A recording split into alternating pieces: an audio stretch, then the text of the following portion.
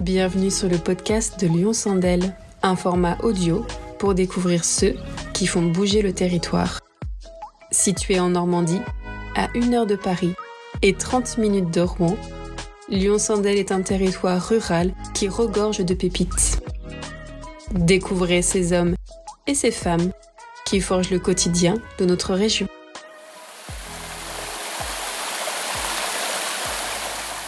Aujourd'hui, nous partons à la rencontre de Pierre-Henri Gervais, directeur de Vergès Blanchard, l'une des plus anciennes entreprises du territoire située le long de l'Andelle. Ingénieur mécanicien de formation, Pierre-Henri a repris la direction de l'entreprise en 2020. À l'occasion de son bicentenaire, nous pénétrons dans les ateliers de cette usine chargée d'histoire pour découvrir le savoir-faire des outils à main qui y sont fabriqués.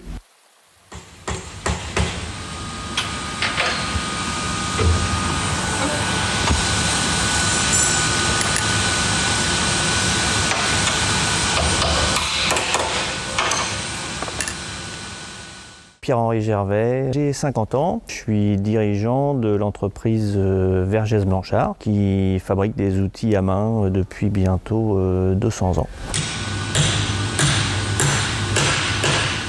En 1823, l'entreprise a été créée à Paris. Autour des années 1900, ils ont dû déménager parce que plein centre de Paris pour faire de la forge ou traiter de l'acier, c'est compliqué. Et à ce moment-là, ils ont cherché un lieu un petit peu excentré, mais qui pouvait communiquer assez rapidement avec Paris. D'où le choix de Romilly-sur-Andelle. Il y avait plusieurs intérêts pour. Donc là, on est à 1h30 de Paris. On est juste à côté de l'ancienne voie ferrée, donc et à quelques centaines de mètres de la gare, qui est plus dans l'activité depuis très longtemps, mais à l'époque c'était intéressant. Et puis surtout on est sur l'Andelle avec des chutes d'eau qui sont intéressants et un débit qui est très régulier sur l'année, donc une puissance qui était exploitable facilement. Et donc le site s'est déplacé ici sur Romilly-sur-Andelle.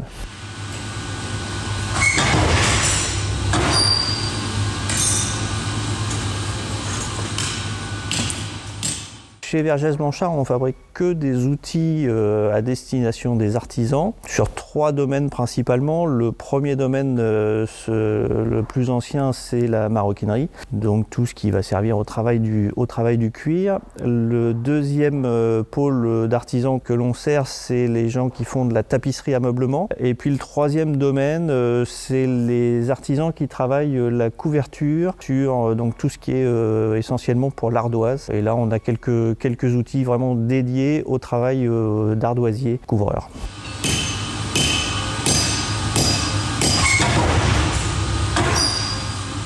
Nos produits, là, une des spécificités, c'est qu'ils sont tous fabriqués à la main. On travaille beaucoup sur la base de la forge, qui est notre premier moyen de production. Donc il y a très peu d'automatisation, ce qui se prête bien à ce qu'on fait, c'est-à-dire qu'on va faire des toutes petites séries pendant très longtemps. Pour le coup, on peut les faire pendant plusieurs décennies, mais on fait quand même des toutes petites séries. C'est très peu automatisé et il y a pour 100% des outils, c'est une finition manuelle unitaire par les artisans qui sont ici.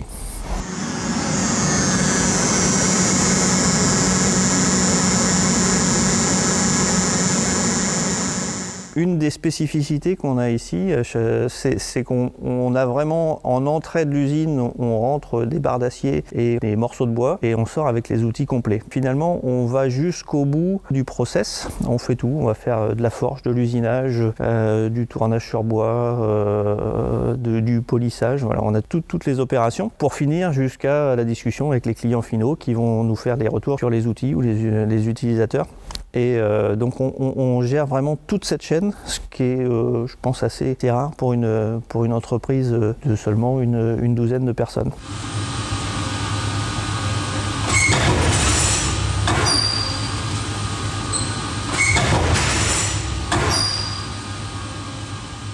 On s'adresse essentiellement à des métiers d'art finalement, et les artisans qui vont travailler avec nos outils aiment bien qu'il y ait une histoire aussi derrière les outils, et donc de prolonger l'histoire de ces outils aussi longtemps que possible. Alors on a des artisans qui sont extrêmement exigeants. Pour une raison simple, c'est que eux vont travailler toute la journée avec nos outils. Donc assez souvent, ils vont même eux-mêmes les affûter, les ajuster à leurs mains. Et donc ils sont effectivement très exigeants sur la qualité des aciers, sur les tranchants, sur plein de petits détails qu'il faut surtout pas oublier. Et donc l'investissement initial, c'est pas tellement la problématique, parce que quand on travaille vraiment tous les jours avec ces outils, on veut qu'ils durent longtemps, et puis on veut qu'ils soient le plus proche de la perfection possible. Donc voilà, c'est vraiment cette recherche d'amélioration, d'excellence qui pilote le travail des artisans qui sont ici dans l'atelier.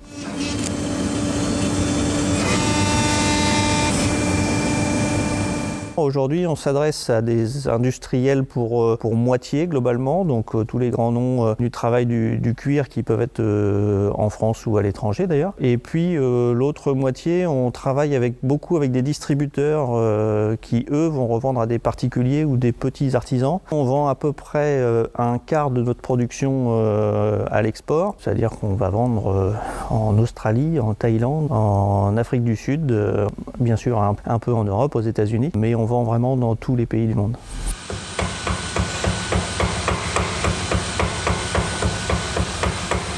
Chez Vergès Blanchard, on a une obligation quelque part de maintenir la fabrication de nos outils de façon extrêmement artisanale, puisque c'est vraiment ce que viennent rechercher les clients chez nous. À côté de ça, ça n'empêche pas de travailler sur des nouveaux outils ou des évolutions, parce qu'il peut y en avoir. Notamment dans les métiers du cuir, si on veut travailler avec des particuliers, ça ne va pas forcément être exactement les mêmes approches que des gens qui sont professionnels, artisans, qui en font tous les jours et qui vont avoir des gestes beaucoup plus techniques. Donc parfois, effectivement, il y a des outils qu'on est amené à faire évoluer pour qu'ils soient plus faciles d'utilisation pour un particulier, pour quelqu'un qui travaille moins souvent le cuir. Et puis à côté de ça, il y a des choses qui évoluent. Je pense, par exemple, si je prends la tapisserie, dans la tapisserie ameublement, historiquement, tout était cloué. Donc on a des outils pour travailler avec des clous. Et puis de plus en plus, on a aussi des choses qui sont fixées avec des agrafes. Donc il faut travailler avec des agrafes. C'est pas tout à fait les mêmes outils. Donc il faut faire un petit peu évoluer les outils par rapport à ces nouveaux besoins.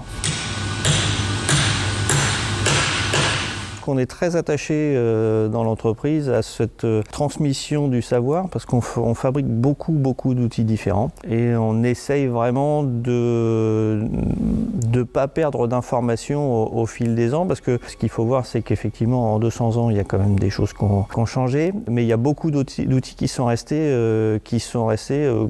quasiment identiques à ce qu'ils étaient il y a 100, 150 ans, 200 ans. Et pour arriver à faire ça, il faut vraiment travailler sur la transmission de l'information, d'améliorer à chaque fois, parce qu'on va revenir sur un même outil. Alors, il y a des opérations qu'on fait pas très souvent, donc on peut se retrouver à faire un outil cette année, et puis la prochaine fois on le fera, ce sera en 2026. Et 3-4 ans plus tard, si on n'a pas noté ou si on n'a pas capitalisé un petit peu sur ce qu'on a fait à chaque fois, c'est compliqué de s'améliorer ou de refaire. Donc on essaye vraiment à chaque série de regarder comment on fait, ce qu'on peut améliorer. On travaille beaucoup avec des gabarits, avec des exemples qu'on conserve d'année en année, et puis on va ressortir des gabarits qui parfois sont notés 1800 quelque chose, pour conserver les mêmes modèles d'une fabrication sur l'autre.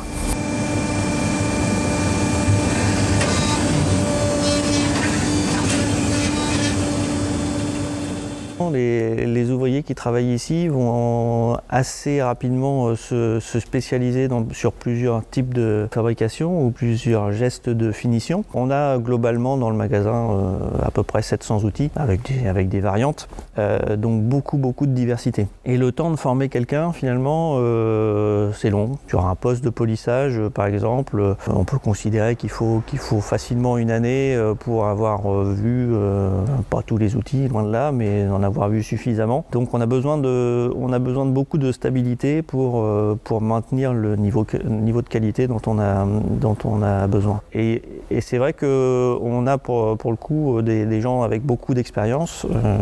Le plus ancien, je ne veux pas dire de bêtises, mais je crois que c'est un peu plus de 30 ans. Et on a des gens qui ont fait toute leur carrière chez Vergès Blanchard. Et j'espère que ça va continuer parce que c'est très très long pour former quelqu'un sur les différents postes avec autant de diversité produits.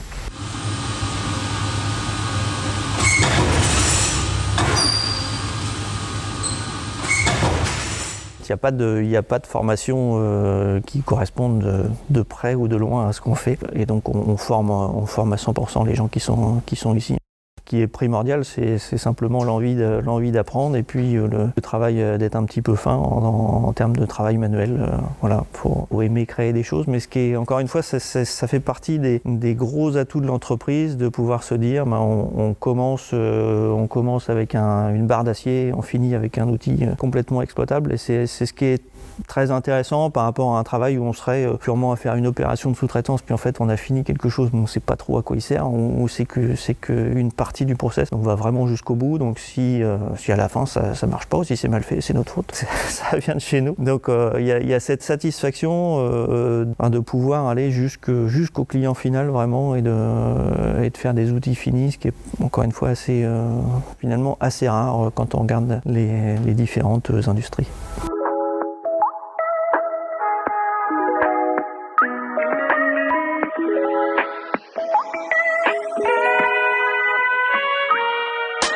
Merci pour votre écoute. On se retrouve prochainement pour une nouvelle pépite en Lyon-Sandel. D'ici là, retrouvez l'intégralité du reportage et plus encore sur les sites cdcla.fr ou lyons-andel-tourisme.com. À très vite.